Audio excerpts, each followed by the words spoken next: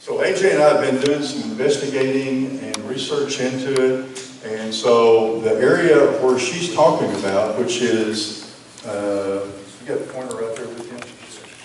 So Oregon County is going to be this area in southeast Missouri, right here, correct? Right there, yeah. Okay.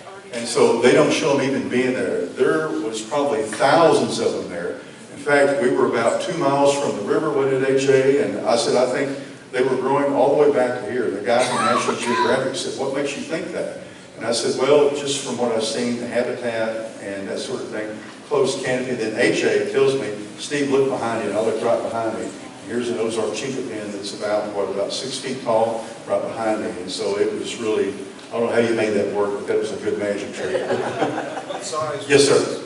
What size were these? This one was a small. These others are, yeah, it's typical what we saw. You'd see logs, big logs, you know, that were there, that were dead, rock resistant. Then you'll see black killed stumps, and then you'll see the cycle when wave, after wave of blight sweeps through. But then rarely though, you will find a tree. I think out of 700 and something blighted sprouts and that sort of thing, we only found what you could actually call 2 trees. And one of them was way up in the canopy, over 50 feet tall.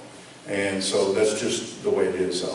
And so that is the reason I'm telling you this. This is an area that we thought they were not there, and they were there. And so it's something that is pretty interesting. If you look, go ahead, AJ. Yeah, this is Trees of Missouri, and it filled in a couple of counties. What you'll notice is that as we keep going through this, all of the different maps from the different sources are not giving us the same story. So what we were doing, I'm just going to fast forward through this. You see what the Trees of Missouri said. Here's Steiermark, which is kind of our Bible for flora in the state of Missouri. This is supposed to have the most up-to-date information on where these things are. And you notice certain counties are still shaded, but others are not. New ones are. And you keep moving through this. We did some oral histories, and I mentioned last night at our executive meeting that I heard stories around the room that I really want to record, because that information is a validation of the Ozark Chinquapin being somewhere that otherwise no other botanist has been able to see or observe. Well, when you get all this stuff pulled together, yeah. Okay. Next one. Yeah, go ahead and go to the next one. And right here. Okay, so when you take all of those ranges from the government land office notes, you look at the different botanical texts, you look at the Trees of Missouri, you look at the stories, you look at the newspaper articles where they're talking about this and they know what they're saying, that gives you a better idea of where these trees occur in Missouri. Now what Steve and I have been talking about is, okay, that's Missouri's story and we're probably not done with it. So how does Arkansas look? How does Louisiana look? How does Texas look? How does Alabama look? How does Mississippi look? We have not yet written the full story of these trees and their geographic range. I don't think we fully understand where they were, and I really don't think we fully understand where they are. Exactly. Very good. Okay.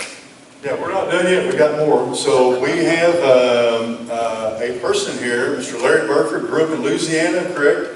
Am I saying that right? Louisiana? Okay. I got to be careful. If somebody from Minnesota, they don't say Minnesota. So it's not Louisiana. Okay. And by the way, there's no counties in Louisiana, right? There's no counties in Louisiana. Parishes, yes. Okay, I got a quick slideshow here on the trees in North Louisiana I found. When I first started looking for chinquapins, I really thought all we had were Allegheny chinquapins down there. And it took me about 10 years of asking and looking before I ever found my first tree. So this first slide is a dead tree that's located about 10 miles south of the Arkansas line. You can see. Microphone. Oh, did I turn it? I'm just not close enough. Yeah. First time I've ever had one of these in my hand. So we're looking there, it's about a 60-inch circumference tree. And just a few years before, this tree was alive and doing good, but the landowners thought they were helping it, so they went down and trimmed some limbs off of it and fertilized it. So when they did that, the blight came in and killed it. But there were sprouts all around it. You can see here, the sprouts died. But there are small trees all in the vicinity of this.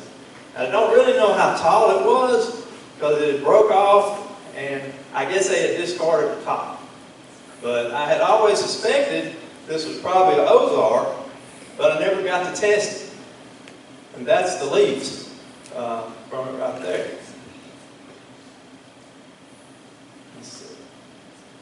And those were some smaller trees growing probably within 30 yards of the dead one.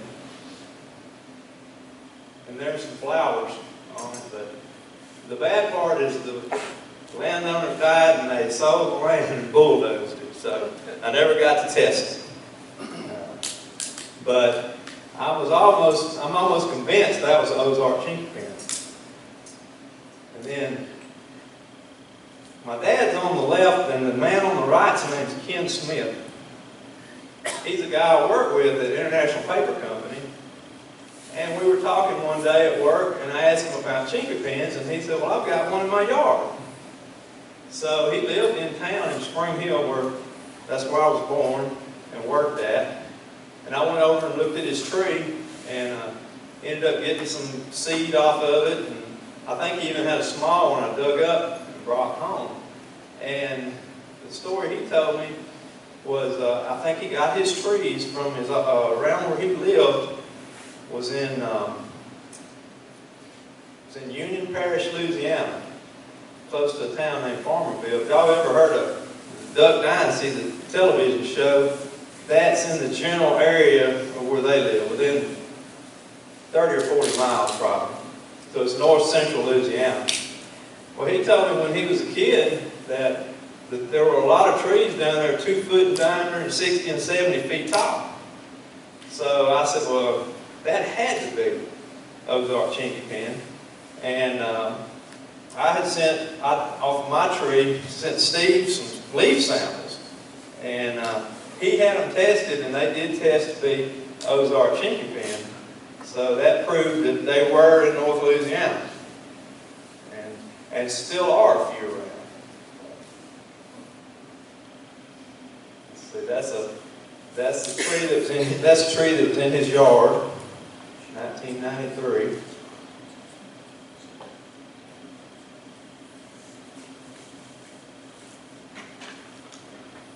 And if you'll notice, the leaves and the burrs look different than the ones up here. They're smaller. I think you discussed that earlier today. A lot of them up here, 6-7 inches long. Most of them down there, I would say, are 4 to 5 inches long. The burrs look a little different, but they did test to be Ozark Chinquapin. And this is the tree that kind of got me and Steve acquainted years ago. And there may have been some of these pictures on the website in the past, I'm not sure, but I went through all of my old pictures and tried to scan them, put them on. And this is him standing beside his national champion tree. And I mean, it's big. The one beside it is another one. It's a double stemmed one there, but you know, I don't know if we'll ever see one again that big. I hope we do. And there's a picture right there, right at 60 inches. And let's see, 1987, I took these pictures. He showed me his certificates he had while I was there. And when was that? 87 is when they measured it. And let's see, how much does it say? It grew a good bit. I think it went from like 54 inches up to, there it is. It was 54 inches in 1987. And when I was up there, we measured it, it was right at 60 inches. And it later got hit by a tornado and killed by a tornado, so it never did die of blight. And this is a picture, it's kind of dark, you can't see it, but it's my wife standing under the tree, 1994. There's a picture of it in the winter, fall with no leaves.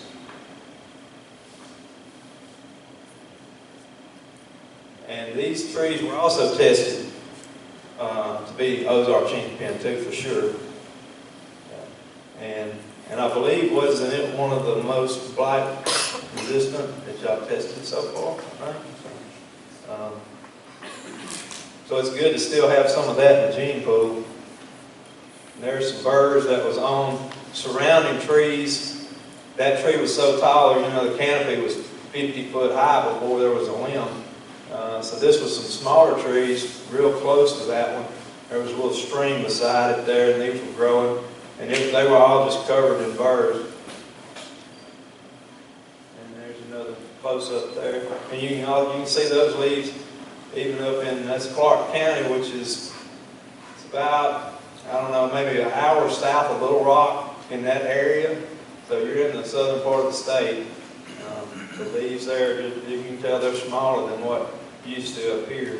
And down where I'm from, it's so different down there. Up here in this rocky soil, I can't even believe a tree will grow. We don't have any rocks or mountains. And, you know, the only place you're going to find a chinquapin, if it's not planted in a yard, is along a stream, on a hill that doesn't flood. They grow in sandy soil the best. And you don't find a lot of them, that's for sure. But a lot of that's from logging, too. Everything in our area is, if it hadn't been logged, get ready, that's on the way. You know, and a lot of them get wiped out that way. So that's really all I got, and I just wanted to come up and show you some of the slides I had from the trees in North Louisiana, just to kind of prove they did exist there. And it's my first time up here, and hope it's not the last.